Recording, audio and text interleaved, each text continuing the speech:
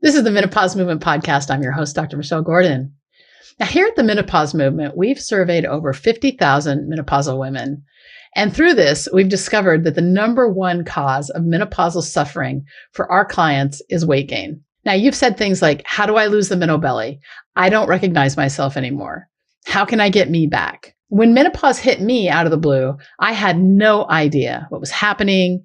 And when I gained about 50 pounds overnight, I hated what I saw in the mirror. The Menopause Movement exists to provide world-class transformational education to women who are suffering from the symptoms and effects of menopause. And we're here to give you the education you need to get your life back. We want menopause to be the best time of your life. I mean, it is for me, and I want that for you. After years of trial and error, I finally cracked the code with my menopause weight. And now I want to share with you how I did it. I realized that what helped me the most was a challenge. So we've created a challenge for you to help you lose your menobelly. Simply go to menopausemovement.com/challenge to sign up. I'll see you there. Hey, what's up, Menopod? It's currently summer in New York, and we just got through an epic heat wave. It was really, really hot. And I'm continuing my training in this heat. And I have another 5K race coming up soon. That's going to be fun. And what I find interesting is that I still feel like I'm not in very good shape, despite being in my lowest weight in the last 8 years and able to do more physically than I have done since my 30s. Now, perception is all in our minds, and I remind myself of this frequently. I'm here to remind you of this as well. You know, when it comes to menopause in life, the only constant is change. And the thing is, our brains want to keep us safe. They want to keep us from doing new things and thinking new things. And that's why we still think a lot of things we have thought since we were children, especially about our bodies. And what I'm here to tell you is that change is possible, but it won't happen overnight. The first step to change is making the decision to change. But then we have to back that up with action. And that's when it starts to get challenging. How do we take action? And even more importantly, what actions should we take? The Menopause Movement is here to help you with all of that. Menopause can be a time of misery, or it can be a time of unapologetic action toward creating a life we love. I woke up in the middle of my menopausal journey hating myself, my body, and the life I had created. I didn't know what to do, and I went on a quest to find out how to make change happen. And the result was the Menopause Movement and this podcast that you're listening to. The Menopause Movement has one purpose: to help end the suffering caused by menopause through transformational education and coaching.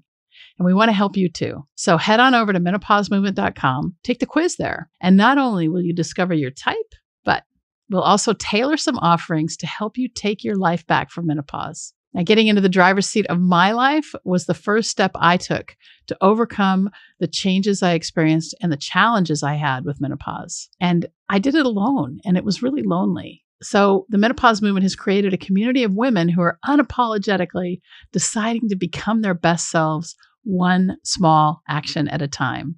And you can too. Join our community and start to create a life you love. Now, if you, like me, grew up with self-loathing or developed hatred for your body, today's episode is for you. Today's all about discovering how to love the body you're in. Nicole C. Ayers is sharing her personal journey to love herself. Nicole is the award-winning author of Love Notes to My Body, which was recognized as one of 2020's best life-changing books. She has also written 2 companion books, Love Letters to My Body, Writing My Way to Self-Love, and Writing Your Way to Self-Love, a guided journal to help you love your body one part at a time. If you're ready to stop waging war against your body, learn to accept and maybe love it, today's episode is for you. During the podcast, we talk about Nicole's journey to self-love, meditation as a tool for awareness, how things are and how we get to self-loathing, the legacy of thought we can pass on to our children, the role journaling plays in self-expression and change, processing grief about our bodies, creating a relationship with your body, power of gratitude, how accepting your body can be an act of rebellion, and stay to the end to find out the 3 tools you can use to cultivate a kinder, gentler relationship with your body. At the end of the episode, visit menopausemovement.com/podcast, where you can find the show notes and the links to the books and resources mentioned in the episode. And if you enjoyed this episode, leave a written review, like and subscribe on YouTube, and subscribe to the podcast wherever you get your podcasts so you're always the first to know when each episode is released. And who should we have on the podcast? What can we do to improve it? I definitely want to hear from you. So send me a DM on Instagram at Dr. Michelle Gordon, or on Facebook also at Dr. Michelle Gordon, Dr. Michelle Gordon, MichelleGordon. And when you send me a DM, you do get me. It's nobody else. Or you can send an email to drgordon@menopausemovement.com and I'll answer you. And thanks again for being a part of the Menopause Movement. I'm so excited. Now let's get to Nicole.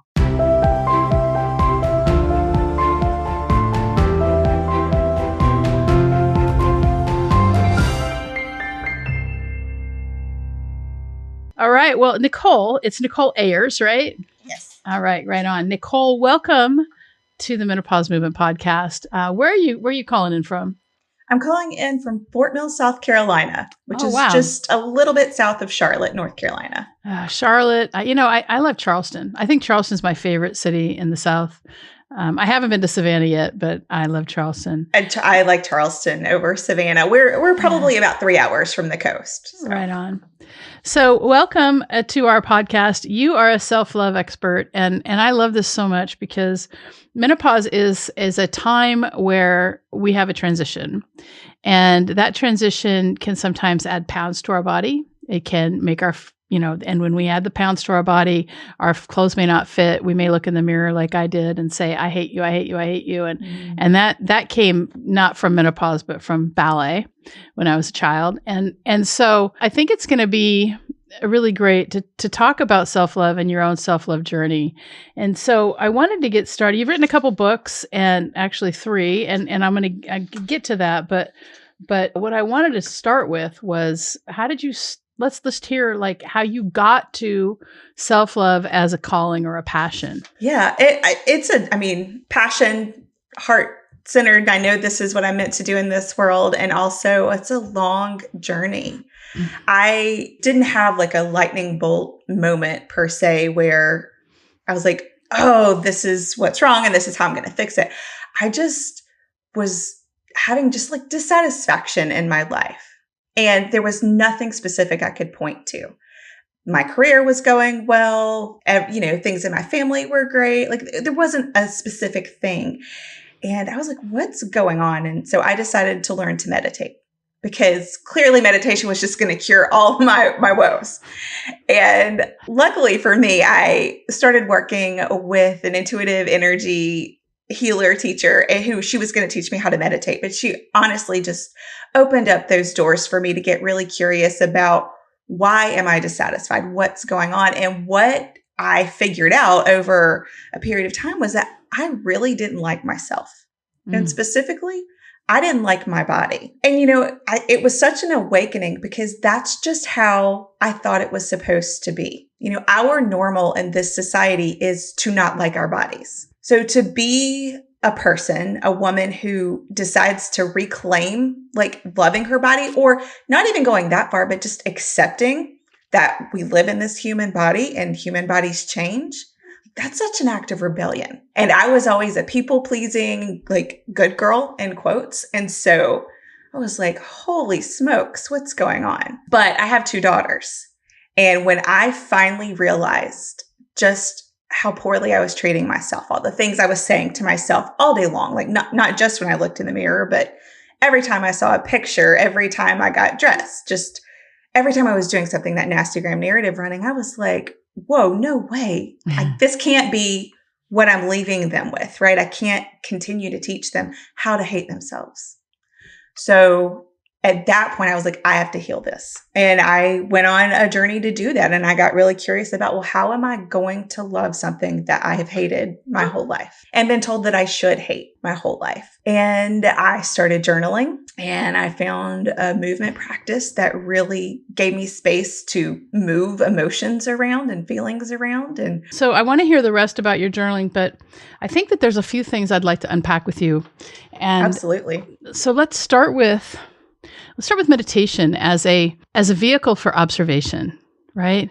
So you said you were feeling dissatisfied in your life, and so you wanted to deal with this like feeling of dissatisfaction, right? Yes. Now, I think that is a catalyst for a lot of us, and Again, this is the Menopause Movement Podcast, so I want to bring it back to menopause and the changes that happen when we start to lose our hormones and the effect on the brain. And one of the things that happens during menopause is loss of estrogen that can affect our mood center. And it's not just estrogen, it's also progesterone. And progesterone has a big, big, big role in our moods. And so when the ovaries stop producing those, then we have to change our brain changes because of the lack of hormones. But then the thing that a lot of people don't realize is that we're not at the mercy of our hormones. And what we can do is we can actually rewire our brains by deciding to change our thoughts. And one of the best ways to do that is to pick up a meditation practice. And so I think that if you're somebody who's really struggling, let's say you're really struggling with self-image, or you're really struggling with thoughts and decisions, which are a couple of, our moods, a couple of things that women really complain about or find to be problems in menopause, then just sitting for 5 minutes. This is not necessarily a spiritual practice, but I will say that starting meditation is going to help you move on a spiritual path, even if all you do is transcendental meditation, because, fundamentally, I do believe we're spiritual beings. And trust me, I used to be an atheist. So, yeah, so that's a story for another time. Yeah, exactly. But the point is that when we start to get out of the thought that everything revolves around us and that there's something bigger that we're a part of, then we can actually start to do some observing. So you did the meditation, you started to observe, and you started to realize that the life that you had created, essentially, right, with your thoughts, right, wasn't how it was supposed to be. Right. Okay. So so you decided to say, well, and this is where I want to kind of get to it.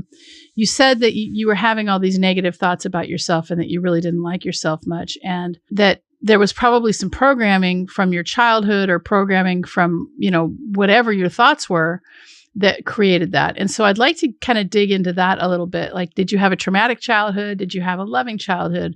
Where do you think those thoughts came from? I mean, I think that they came from so many different avenues, truthfully. I mean, I had not a traumatic childhood is maybe not quite the right descriptor, but it wasn't easy. My parents were divorced when I was 7. They were very young when I was born. And so I was like what you call like a parentified child. So I was the only child, and I was just treated like a mini adult. And I was with my mom and all of her girlfriends most of the time. And so we're talking about, young women in their mid-20s, and who right at that time in their life, like how they look is so very important as they're trying to make their way in the world. And so I was just absorbing all of that constantly. And I don't know a single woman today, and certainly was true then as well in my childhood, who either doesn't currently struggle with her body image or who hasn't in the past and has worked really hard to heal it. So, it was coming from just these, what people thought were, just no big deal comments about their weight and their looks. And even, I actually just told this story recently. I learned very early that I was supposed to always keep my toenails polished because some man had told one of these friends of my mom's that he always looked at women's feet and would decide if they were desirable or not based on how they cared for their feet. And so the lesson was always make sure that your toenails are polished. And I'm like, what a dumb, like how dumb is that? But that was something that I just sucked right into my life and had my toenails polished. Now I do it now because I love it. Like it's fun for me. But for a lot of years, I just did it because that's what I was supposed to be doing to be desirable. So I think there's an opportunity here to talk about belief and how all of our beliefs and programming is shaped in our childhood. And whatever we're exposed to as truth as children is what we're going to bring into our adult lives as truth. And if you live with a parent who is self-deprecating and always trying to, like my mom was always trying to lose weight. And back in the 60s, there was this, this is pretty funny now. There was this supplement called Ayds, AYDS. And then my mom used to take it. She was always complaining about her weight. And so of course I always complained about my weight because that's what I thought you were supposed to do. And my mom just had a lot of self-image issues. And so of course I absorbed that. But the thing that I want to push here more than anything else is that nothing is set in stone. And when we start to examine the thoughts that we choose to have, and yes, we do choose, some of them are automatic and negative, but when we start to look at that and say, listen, I don't have to think this way. How can I change the way I'm thinking right now? And this is one of the things that we teach inside the menopause movement. We can make our lives anything we want. And it all starts with observation. And that goes back to meditation. And that's actually what I share as well. It's like awareness is the first step of healing your relationship with your body. So you don't have to love it. You don't have to do anything other than just start noticing how you're treating yourself, from what you're saying to yourself to, do you even hear your body when it sends you signals for what it needs? And if you hear those signals, do you honor them? From everything that, how many of us feel the urge to go pee and be, oh, I'll do it in 5 minutes. I've just got to finish this email, or I've just got to finish washing these dishes. But what if instead you just went right when you needed to? It's like an act of honoring your body. That hits home so much for me as a surgeon, because it was always this wrong thing to have to scrub out of an operation to go to the bathroom. And when I realized that, it's okay to drink a lot of water, and it's okay.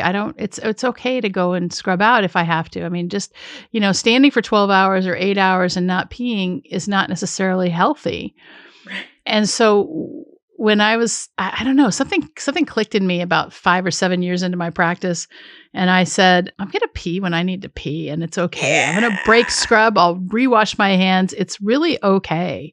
And so, I think it's important that you were able to really look at the legacy of it, right? Like, what were you teaching your daughters, and the kinds of things you were saying to yourself? And, we can't help it. We're going to screw up our kids.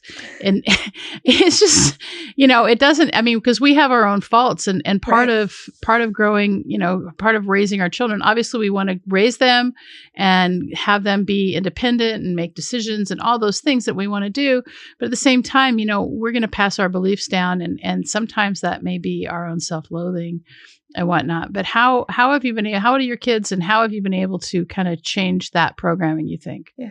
So they're 11 and 13. So prime time for body stuff to be really front and center, because their bodies are going through their own transitions, right, at this age. And when I started this journey, they were a little bit younger, but already were noticing things about their bodies and other people's bodies, and other people were noticing things about them, having these conversations about bodies. I'll never forget my youngest several years ago. So she was maybe like 8, had been at a friend's house, and she came home and told me that her friend talked about how fat she was the whole time she was there. Aww. And I just, heartbreak, because then that that's something she's going to carry with her, that she's either going to heal or struggle with her entire life.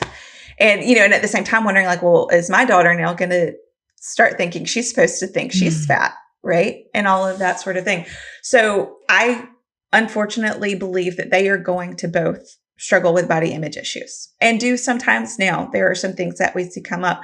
But what I'm holding on to is that I'm also teaching them that there's another avenue. There's another journey, another path, and just being that voice that says you don't have to do life like this. You can find joy in moving your body just because it feels good to move. You can let your body fluctuate in weight sometimes because it's going through a transition, and that's okay. It will reset, and you'll figure it out, or you'll figure out a new way to be in this body. That's what I think of. Like, that's the legacy. It's not just to what I'm saying to them, but it's how I'm treating myself.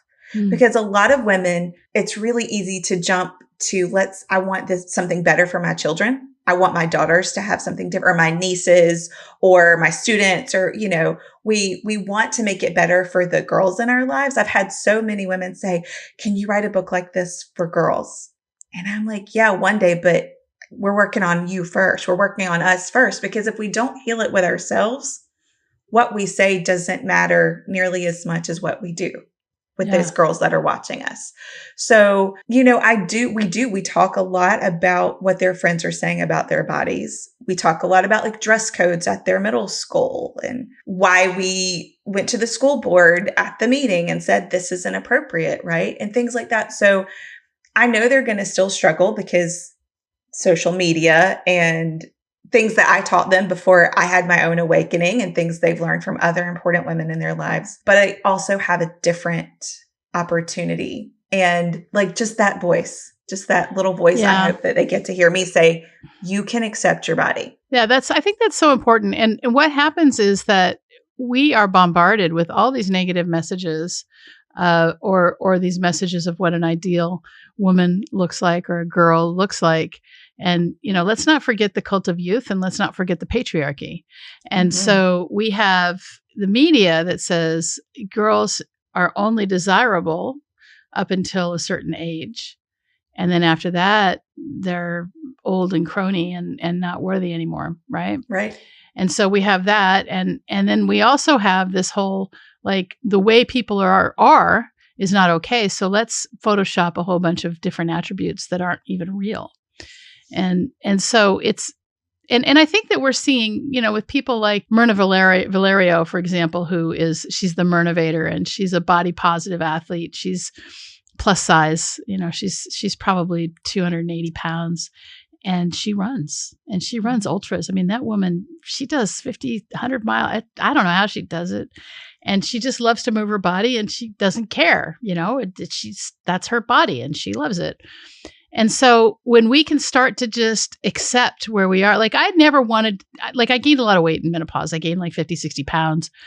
And I looked in the mirror. I was like, I hate you. I hate you. I hate you. How could you, and I thought it was all my fault. I didn't really, as a doctor, I mean, I knew there were hormones, but when I went and asked for help, they were like, you got to suffer through it. It's never going to end. And I was like, what? And so that's why I started the menopause movement, anyway, was so that we could, like get some education and start to make changes. And so, but as I gained all this weight, I realized that the more I hated myself about it and felt like I was, how do I say it? I had no willpower. I told myself all these things. And then the more that I perpetuated these feelings of hate, the more I would do the things I didn't want to do. Mm-hmm. Right? Absolutely. Yes. Yeah. It's self-sabotage. It is self-sabotage, but it's, you have this expectation that you're just going to be like, you don't have any control. So then that's what your actions, cling on to that. Right. Yeah. I love that you built the community though, because that is actually one of the ways that we process grief we hold around our bodies, especially when our bodies are in transition. Yeah. Right. When our bodies stop working the way that we expect them to, or the way that we want them to, whether that's an illness or an injury or a life change like menopause, there are so many feelings that come up. And a lot of times we feel like betrayed by our bodies. Yeah. And if you feel betrayed, then there's so much anger. And then underneath the anger, there's all this grief. And community is one of the ways that we move through it. We find other people who say, yes, me too. I've been there. And I'm witnessing you on the journey. So I love that you built this community. Yeah. Community is so, so, so important in getting through any change, any transition in life. And so that's, I think, nothing else. The transition of menopause can be so lonely. And so for anybody who's listening to this, we have a community. It's the Facebook group. It's Menopause Movement with Dr. Michelle Gordon, home of the Menopod. So the people who listen to the Menopause Movement podcast are part of the Menopod. So let's talk a little bit about journaling and how journaling changed for you and what kinds of, a lot of people, we talk about journaling, and somebody like me, I'm a writer, I do write. And it took me like years to realize that writing was one of my superpowers.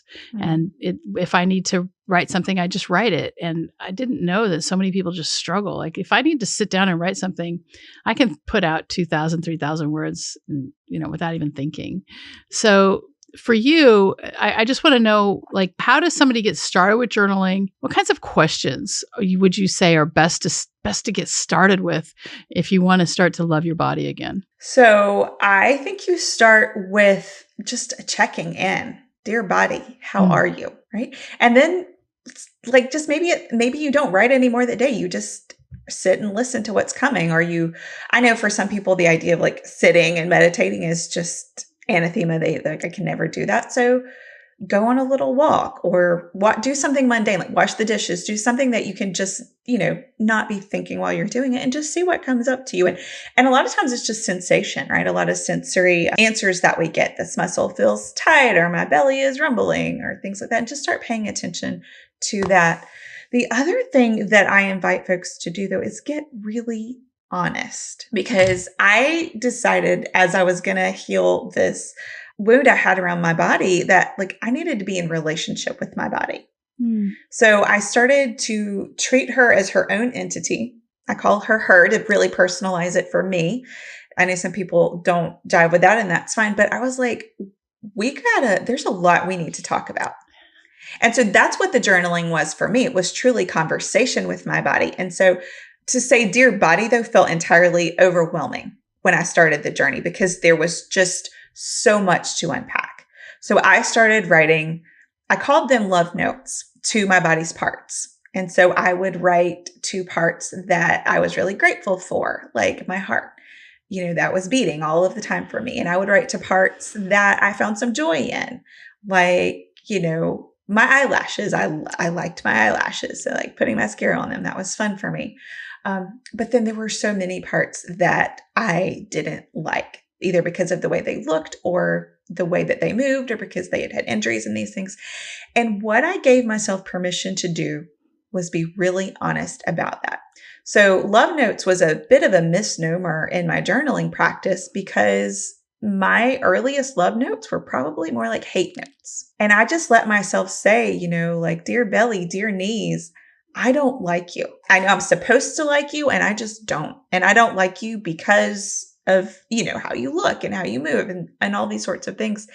And I just let myself be with those emotions and I stopped judging myself. Because one of the things that happens when we want to change our relationship with our body is like, we've been shaming our body, years, decades. And then we realize we don't want to do that anymore. So then we shame ourselves for shaming ourselves. You get into like this shame spiral, and then you're in a thought prison, and it just becomes horrible because it does. You can't get out of it. No, and so just writing sort of this blank permission slip that I'm going to say whatever I need to say to clear the air. Right on. And it's just me and my body, and she already knows how I feel about her because I show her and tell her all the time. So I'm just going to be honest. And so I was able to be angry. I was able to be sad. I was able to let out all those feelings I was having and then get curious about, well, why am I so angry that my knees don't work the way I want to? What is the expectation I'm holding? Where did that expectation come from? Like, was that truly my thought or was that from some outside source? And that's how I was able to reclaim this body of mine and find gratitude even for the parts I don't like. So I think there's this false myth that when you decide to accept your body, when you decide to become more positive about your body, that you have to just fall in love with all of it. And you don't. Yeah. I mean, I think it's so great that you worked through a relationship with your body. And I can see how that may actually affect my life as well. Because one of the things I've realized through my own spiritual journey is that, we occupy a body and we think with a mind, but that's not like my true identity, right? So I get to occupy a meat suit with this soul that I'm starting to discover is, so much bigger. And that's why like all the gurus, the spiritual gurus, they teach you to go inside. Even Jesus said that, right? He's like, the kingdom of God is within you. And how do you find out the expanse, but by going inside? But if you hate yourself, and when I first started meditating, it was, boy, I really hate myself. And I wasn't able to focus on just about anything else, except for that I learned how to just focus on my breath enough to get outside of myself, right? Mm-hmm. And so when we start to realize that there is something bigger and that we can fall in love with the vessel in a way that, you know, the vessel is here to show us, you know, we're here to learn whatever the lesson is for Right. the life, right? And without this body, we don't get to be here. That's right. That's right. And we chose to come down here, you know? I mean, there's like you know, if you think about the way Yogananda talks about it, it's like there's a pool of souls. We live up in you know, in the astral plane, and then we choose to come and occupy, you know, a fetus. And as you know, so it's almost like, you know, it's like, what are we going to learn this time? Yeah. And so, all right. So journaling took you from grief and loss to more of a love. Is that what I'm hearing? Absolutely. And again, that's a windy path. And I will say a lot of times when I couldn't get to love, I could get to respect or gratitude. Like gratitude was a huge piece of my journaling, because when I couldn't say, I like you, I could at least say, thank you. Like I looked for something I appreciated. You know, I'll talk about my belly a little bit because I know that's a huge trigger spot for women. So I still don't, if I'm being perfectly honest, don't always look in the mirror and go, oh, belly, I love the way you look. I just don't. But you know what? I am so grateful for my belly holds all these organs. Yeah. That do all this food chemistry magic every day, right? My belly was the place where my children grew. Like my belly it's soft and it is cuddly. And so there are a lot of things I'm grateful for, even if I don't like the way that it looks. And so great. That's what I would dig into. Like once I let myself get the you know, what we would call like the negative emotions out, once I let the pain out, then I could look for, well, where can I be grateful? Yeah. Because like I can't break up with this body unless I'm choosing not to live this life anymore. Yeah. Yeah. We get the body that we. So one of the things that I teach is and if you're listening to this and you get nothing else out of this podcast, here's the take home message. I talk a lot about gratitude. And if you want joy in your life, it's gratitude. So gratitude, I teach that gratitude is the precursor to joy. And so if you want to feel joyful, start finding things to be grateful about. And because you can't have gratitude and fear don't exist in the same, they just can't. They can't exist at the same time. And so, you know, if you're afraid of something, be grateful and then do it anyway. Right. And, you know, I talk a lot about how I'm so grateful for my body and how I can do more. I'm 56 years old, and how I can do more with this body at 56 than I could when I was 18. And I do things like, you know, I was saying before, I took my dogs for a run. My dogs are out of shape. And I took my dogs for just over a 3-mile run. And they're both here on the floor. They're just dead. Okay. They're not dead, but you know, they're really, really tired. And at one point during the run, even my athletic dog, the female Sushi, she was lagging behind. I was like, oh, she needs a break. And so I had to walk a lot more than I'm used to during that run, which was great because I didn't feel like going all out. But the point is that when we can start to say, and this is exactly what happened for me. Instead of looking in the mirror and saying, God, I hate you, it was like, wow, look at what you can do. Look at how miraculous, you know, not only the fact that we can take plants, you know, that take the energy from the sun and turn it into food, right? So we can take plants and we can turn them into food. We can you know, we can break down anything that we put in our mouth, and it comes, for the most part, unless it's, you know, a nail. But we have this, you know, I mean, there's just so many ways to look at it and have gratitude for what the body does and the chemical reactions and all the things. And so to dwell on the fact that my belly's a little bigger than I want it to be, what's going to happen is you're just going to continue to bring in more of that, right? Abraham Hicks talks about how when you keep your thoughts on one thing, that's what you're going to get more of, right? But when you start to really understand what you don't want, then you can say, okay, I know I don't want this, so what do I want? And then you put your thoughts there, and you're able to attract other things in. And so I think it's really, really important that we are able to just pay attention to where we're putting our thoughts and then start to turn it. I've just been spending a lot of time on that. So that's why I'm kind of going. Yeah, it is. I mean, and that's, you know, I teach, you know, awareness is that first step. And then it's like, well, okay, what do I say instead? What am I going to do instead? And for me, at first, it was just to catch the thought and then say, okay, I'm not going to say that anymore, or I'm not going to think that anymore. And then the next step after that, and I say steps, like this wasn't really like this was a process, like I said, a windy journey. Sure. It's not, this chronological thing, but it was like, okay, well, what do I replace that with? Right. So was it gratitude, or was it even joy, or was it love? Because when you start leaning into the joy of it, of your body, and the gratitude of it, like you do just find acceptance. And then sometimes you find love.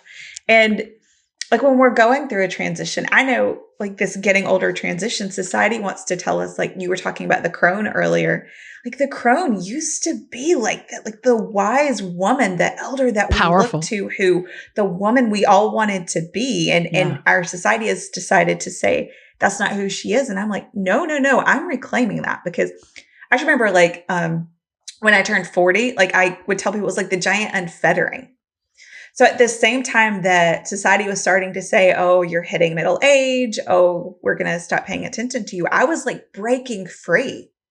And that's when I started unpacking all of these lies I had been believing and really coming into the woman that I was meant to be, and entering into this passion and this calling that I have. And so we get to lean into those joys again when we just, like you said, catch the thought and then let it be something different. Yeah, that's great. Catch the thought and let it be something different. So we talked for a second about how this was an act of rebellion, right? And let's just go into this a little bit more about how choosing to accept your body is more an act of rebellion. I mean, would you say that it's an act of rebellion around patriarchy or around Hollywood or? Yes, and yes, and yes. You fill in the list there. So the diet and beauty industry spent something like $70 billion last year alone on media messaging. And every single one of those messages was to tell us that something was wrong with our bodies and we needed to fix it with their product or their service or their program. And some of those, products are things we might choose for ourselves that we enjoy, or that we think that we need, or whatever. And a lot of them, they were just about fitting into that very narrow beauty ideal that, a small percentage of us are born with bodies that fit into that ideal naturally, but most of us don't. Right. And what we end up doing is spending countless amounts of our time, our energy, and our money trying to achieve this perfection. And we won't ever achieve it, because not only is it kind of this ridiculous standard, but also they keep moving the goalpost, right? Like they keep shifting what is ideal. So, sometimes it's to be really thin, and sometimes it's to be really thin, but also be curvy, right? Which is an oxymoron, and so it's like, we can't achieve it. And so for even the people who do force either, because of just naturally how their bodies are made, or because of all the work that they spend in it, or because of disordered patterns that they have, they're not protected from people's judgment, from their scorn, from their ridicule, right? Because that's what we're doing. We all just want to belong. And so if we can get this perfect body, we'll belong. But right, the gig is that we'll never achieve that perfect body. So we keep just being sold this message, and we don't see it as a failure of the diet or the product. We see it as a failure of ourselves. Right. And so to step out of that and say, I'm not buying into that anymore, is rebellious, but in like a really powerful sort of way. Well, it's a self-love. It's truly an act of self-love to say, this is the body that I have. This is who I am. And I'm going to do what I can with it. And what I found, what happened for me when I finally just said, okay, I have a coach that I've always been kind of sporty, and I decided back in 2015 or 2016, something like that, to start exercising again. And so I hired a coach to help me, because I always hire a coach. I always, that's just has always helped me to kind of make the gap smaller. If I wanted to get something, I hired a coach, and then that's why the Menopause Movement has a coaching program, so that we can shorten that gap for you, because what took me 5 years might only take you, 3 months now. Yes. So I hired this coach, and at one point, I was over 200 pounds when I first started exercising. And I remember writing to him one day and I said, look, I'm just going to record my weight every day. I don't give a F. I'm just going to start accepting. I'm just going to release this. And I'll tell you, as soon as I let go of any of my expectations around how the exercise was going to affect my body, how I was going to lose weight or any of those things, then I was able to really start to focus on getting better. And as I started to get better, then I started to understand, well, number one, that exercise has nothing to do with weight loss. And and that performance is something that we can do. We can do a lot of performance. We can improve our performance, but that has more to do with diet. But the other thing is that I had to accept where I was. Mm-hmm. I had to, and I envisioned something else for the future, but I had to say, this is where I am and it's okay. And so instead of trying to be somewhere else, I was right there and I said, this is fine. And then I said, okay, but what is it that I want? And I started stepping towards that. And that made the difference for me. And it creates like companionship with your body versus this adversarial nature. Right? When we're taught that our bodies are wrong and we choose to believe that, then we're constantly at war with them. Yeah. Right. So our body's sending us a signal that it's hungry. And we're like, well, no, I can't eat today, or I can't eat what you're craving because that would make me gain weight. Or I can't eat until after 2 p.m. because I have to fast because now, fasting is the new trend. Yes. And I know. Yes, exactly. Let's deny our bodies some more. Yeah. Right. And so it's like, if we can accept this is the body that I have, it may not be the body that I want, but it's the body that I have. And, I talked earlier about going to the bathroom when you need to, but it's drink water when your throat's dry. It's eat something when your tummy is rumbling.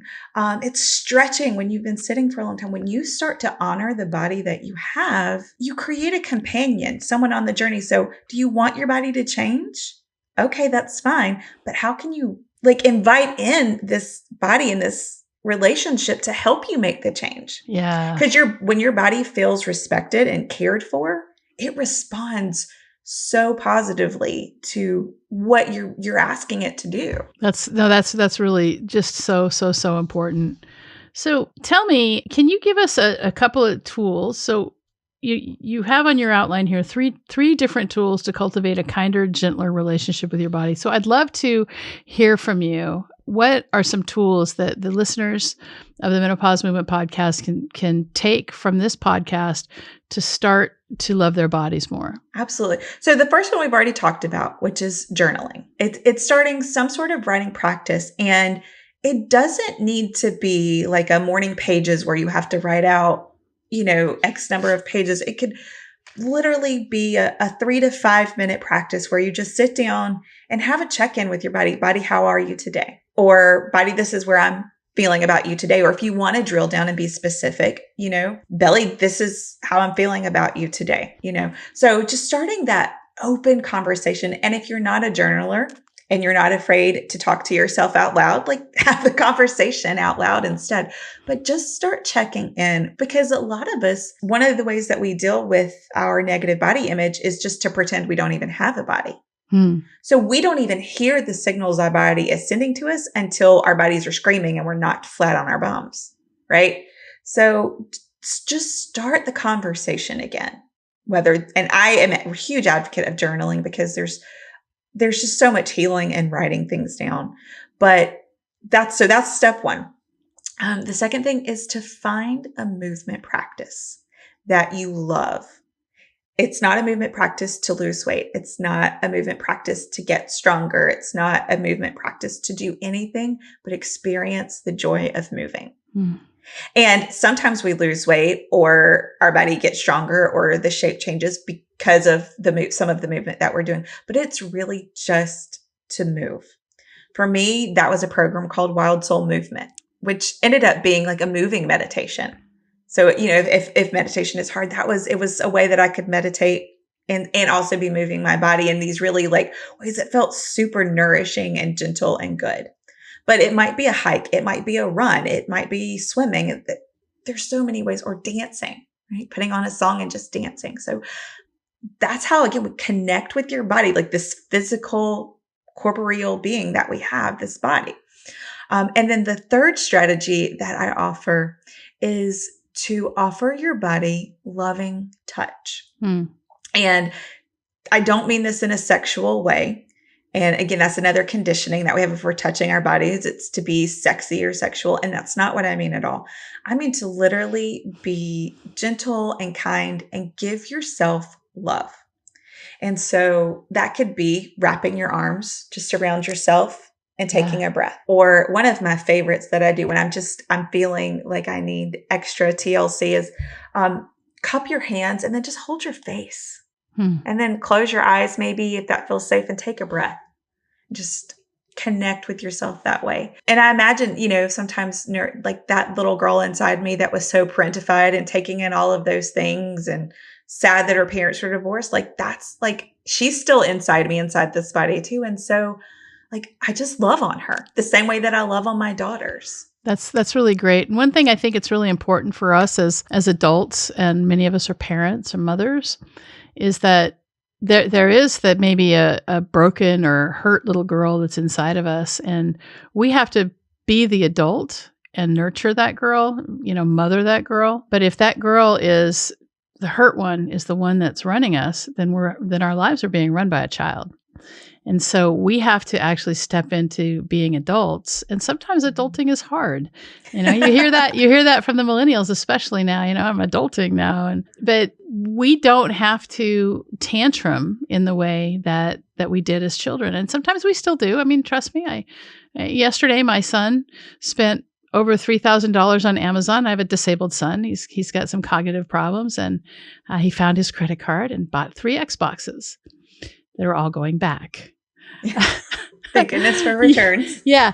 But I freaked out about that because I was like, what are you doing? He's like, well, I want an Xbox. I said, yeah, but you have an Xbox. And he said, well, I tried to cancel it. And I said, but you never came to me. You never asked for help. Right. And so the point is that I responded to that in a way that was less than what I wish I had. Right. So there's an opportunity for me to grow. And on top of that, I also went back to my son and said, listen, I kind of acted as a child in this situation. I was freaking out and I'm sorry.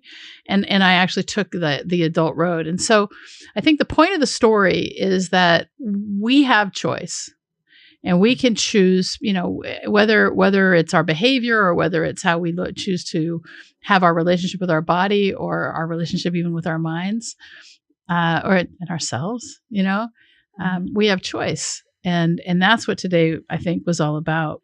Was there anything else you were hoping to share before we end? I just always love to remind people that it is a journey. There's not an end point, and you don't ever have to get to that I love my body place. It's okay if you get to a place of just even neutrality with it. Like, I had this human body and it's changing, right? Or just a place of respect or a place of acceptance. So you don't have to catapult there to the self-love. And also that you be gentle with yourself. Give yourself so much grace. Because if you've learned something over decades, you're not going to heal it overnight. Even though you want, I remember figuring out, I don't like my body, and just thinking, I'm just going to, first I'm going to meditate. And then I was like, I need to do more. I'm just going to journal and it's going to be all fixed. And it wasn't. And there was so much to unpack and heal in there. And that was frustrating often, that I wasn't moving as fast as I wanted to. But just remember grace. Grace for yourself on this journey. Grace for your body. Grace for your mind, which is tried to take over the role of interpreting, what it thinks you need to hear. So lots of grace on this winding journey to self-acceptance and love. I love it. And where can people find you? NicoleCayers.com is my home base, and that will take you to my books. That will take you, I have a helping hand resources page because this isn't a solo journey. And so if you need books to read or some classes to take, I also offer a course. It's currently in wait list. We'll reopen again this fall to help people that just really want to get started on the path. So NicoleCayers.com will get you into my world, and I'd love to have you there. Well, that's great. We've got you've got 3 books here: Love Notes to My Body, Love Letters to My Body, Writing My Way to Self-Love, and then Writing Your Way to Self-Love, a guided journal to help you love your body one part at a time. And are these available on Amazon? They are. Okay, so we'll definitely hook these up in the show notes for anybody who wants to purchase these books. I love the Love Notes to My Body because it's basically, let's talk about our knees.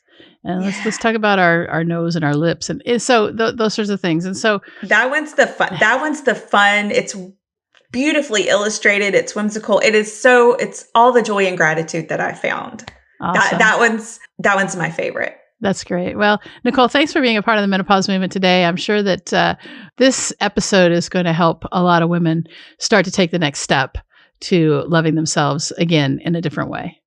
I hope so. And wishing you all the best along the way. Thank you. Did you know that menopause is not a medical condition? Most doctors don't know this either. I like to say that menopause is the privilege of a long life. And to really take hold of our lives in menopause, we have to unlearn what society and the medical establishment has told us about menopause. Thanks so much for being a part of the Menopause Movement.